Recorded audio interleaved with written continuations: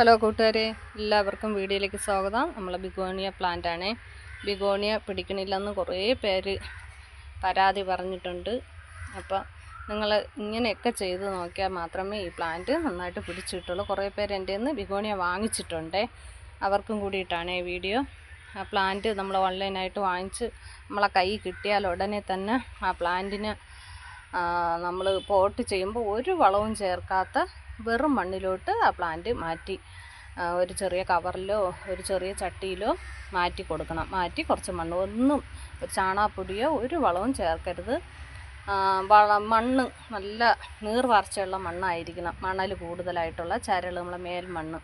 അതിൽ ഒരു വളവും ചേർക്കാതിരുന്നാൽ മാത്രം മതി.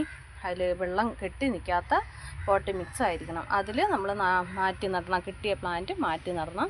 മാറ്റി നട്ടിട്ട് നല്ല ഷെയ്ഡുള്ള വീട്ടിൻ്റെ വെയിലൊട്ടും അടിക്കാത്ത ഭാഗത്തോ മരച്ചോട്ടിലോ കൊണ്ടുവന്ന് പ്ലാന്റ് വെച്ച് വെള്ളം ഒഴിച്ച് നമ്മൾ വെള്ളം ഒരു നേരം കൊടുക്കണം. വെള്ളം അവിടെയും കെട്ടി നിൽക്കാതെ ഒരു നേരം വെള്ളം കൊടുത്തിട്ട് ആ പ്ലാന്റിനെ നന്നായിട്ട് വളർത്തിയെടുക്കണം. പുതിയ ലീഫൊക്കെ വന്ന് ചെടി നല്ല നിവർന്ന് നല്ല വലുതായി നല്ല 1-2 ലീഫ് വന്നതിന് ശേഷം മാത്രം പോട്ടി മിക്സ് നന്നായിട്ട് വളമൊക്കെ ചേർത്തിലിട്ട് നമുക്ക് മാറ്റി നടാൻ പാടുള്ളൂ. പോട്ടി മിക്സ് നമ്മൾ പോട്ടിങ്ങായിട്ട് ചേർക്കുമ്പോൾ അതിലല്പം ചാണകപ്പൊടി ചേർക്കണം.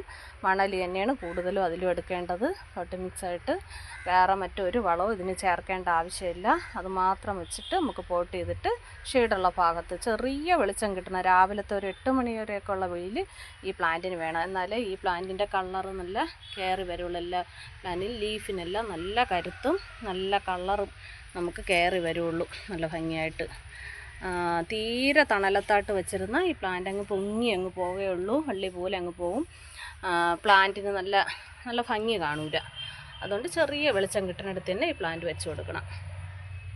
പിന്നെ ആ പ്ലാന്റിന് നല്ല ഇതായി നല്ല ഗ്രോത്ത് ആയതിന് ശേഷം മാത്രം ഈ ചെടിക്ക് NPK സ്പ്രേ ചെയ്ത് കൊടുക്കണം. എൻ്റെ ലീഫിനൊക്കെ നമുക്ക് NPK സ്പ്രേ ചെയ്ത് നന്നായിട്ട് കൊടുക്കണം. അതാണ് ഇതിൻ്റെ വളം. അല്ലാതെ വേറെ വളങ്ങൾ നമ്മളിതിൻ്റെ ചുവട്ടിലിട്ട് കളയരുത്. ഒരു വളവും നമ്മളിട്ട് കൂടുതലായിട്ട് ചാണകപ്പൊടിയോ ഒന്നും കൂടുതലായിട്ട്, കുറച്ച് ചാണകപ്പൊടി ചേർക്കണതിന് കുഴപ്പമില്ല. കൂടുതലായിട്ട് വളങ്ങൾ ചേർത്ത് പോവുക, ഇതിൻ്റെ ചുവട് ചീഞ്ഞ് നമുക്ക് ഈ പ്ലാന്റ് നഷ്ടപ്പെട്ടു പോകും. പിന്നെ ഒരു കാര്യം, ഈ പ്ലാന്റ് കൈ കിട്ടിയ ഉടനെ തന്നെ നമ്മൾ അയക്കുന്ന ബിഗോണിയ ഇതുപോലത്തൊക്കെ പ്ലാന്റാണ്. നല്ല പ്ലാന്റ്. ഇത് പെട്ടെന്ന് പിടിച്ച് കിട്ടണ കാര്യത്തിൽ പാടണം. അപ്പോൾ ഇതൊക്കെ നമ്മൾ ശ്രദ്ധിച്ചാൽ മാത്രമേ ഇങ്ങനെയുള്ള പ്ലാന്റുകൾ നമുക്ക് പിടിച്ച് കിട്ടുള്ളൂ.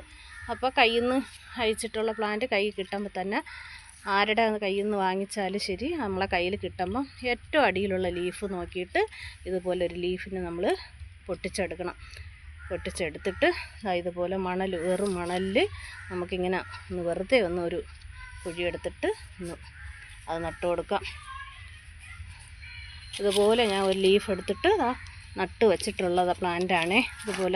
അതുപോലെ നമ്മൾ വെറും മണ്ണും എടുത്തിട്ടുണ്ട്. ഇതുപോലെ ഇതിലും വെറും മണ്ണിൽ നമുക്ക് ലീഫ് എടുത്തിട്ട് വെറുതെ നമ്മൾ ഇതുപോലെ ഒരെണ്ണത്തിൻ്റെ എപ്പോഴെടുത്താലും അടിയിലുള്ളത് ഒരുപാട് പഴുത്തു പോയ ലീഫ്, കേടായ ലീഫും എടുക്കരുതേക്ക്. അത് നമുക്ക് പിടിച്ച് കിട്ടൂല.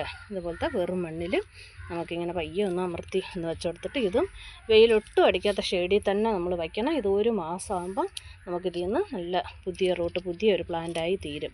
അപ്പോൾ എല്ലാ കൂട്ടുകാരും ഇതുപോലെയൊക്കെ ഒന്ന് ചെയ്യണം. എന്നാലേ ഈ പ്ലാന്റ് ബിഗോണിയ നമുക്ക് പിടിച്ച് കിട്ടുള്ളൂ. ഒരുപാട് പേരുടെ പരാതിയാണ് ബിഗോണിയ പിടിച്ച് കിട്ടില്ലെന്ന്. ഞാൻ ഒരു പ്ലാന്റ് വാങ്ങിച്ചിട്ടാണ് അതിൽ നിന്ന് ഇങ്ങനെ ലീഫ് കുത്തിയിട്ട് ഇങ്ങനെ പിടിപ്പിച്ചെടുക്കുക. നമുക്ക് അതിൻ്റെ ചവിട്ടിയിൽ നിന്ന്, അതായത് കണ്ടറിയാം, ചവിട്ടിയിൽ നിന്ന് തൈകൾ വരും. അതിനെ നമുക്ക് മാറ്റി വയ്ക്കാം. അത് കൂടാതെ നമുക്കിങ്ങനെ ഈ പ്ലാന്റിനെ പിടിപ്പിച്ചെടുക്കാം. ഒരു മദർ പ്ലാന്റ് നല്ല ഹെൽത്തി ആയിട്ട് നിൽക്കുമ്പോൾ തന്നെ നമ്മൾ വീണ്ടും പിടിപ്പിക്കണം. എന്നാലേ നമുക്ക് പുതിയ പ്ലാന്റ് കിട്ടുള്ളൂ. പഴയത് പോയാലും നമുക്ക് വീണ്ടും പുതിയത് കാണും. അതുകൊണ്ടാണ് ഇങ്ങനെ പറയണം. പിന്നെ ഇടയ്ക്കൊന്ന് വല്ലപ്പോഴും സ്പ്രേ ചെയ്ത് കൊടുക്കണം. കൂട്ടുകാരെല്ലാവരും വീഡിയോ കാണണം, സപ്പോർട്ട് ചെയ്യണം. ഓക്കേ.